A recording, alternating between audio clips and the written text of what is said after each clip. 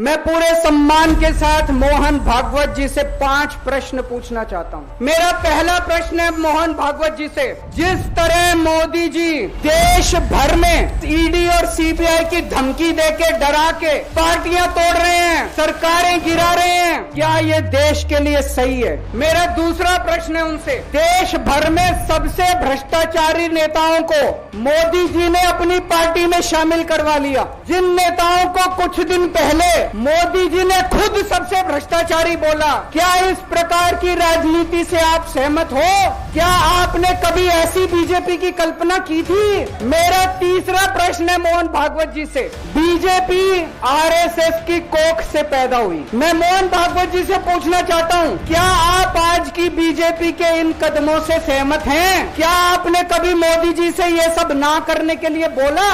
मेरा चौथा प्रश्न है मोहन भागवत जी से, जेपी नड्डा जी ने लोकसभा चुनाव के दौरान उन्होंने कहा कि बीजेपी को अब आरएसएस की जरूरत नहीं है, आरएसएस बीजेपी की मां समान है कि नहीं है? क्या बेटा इतना बड़ा हो गया कि मां को आंखें दिखाने लग गया? मेरा पांचवा प्रश्न मोहन भागवत जी से मैं कहना चाहता हूं, आप ही लोगों ने मिलकर कानून बनाया था, आडवाणी जी को रिटायर कर दिया, मुरली मनोहर जी जैसे बड़े बड़े नेताओं को रिटायर कर दिया। अब अमित शाह जी कह रहे हैं कि ये नियम मोदी जी पे लागू नहीं होगा। तो मैं मोहन भागवत जी से पूछना चाहता हूं, क्या आप इससे सहमत हो कि जो नियम आडवाणी जी पे लागू हुआ वो मोदी जी पे लागू नहीं होना चाहिए?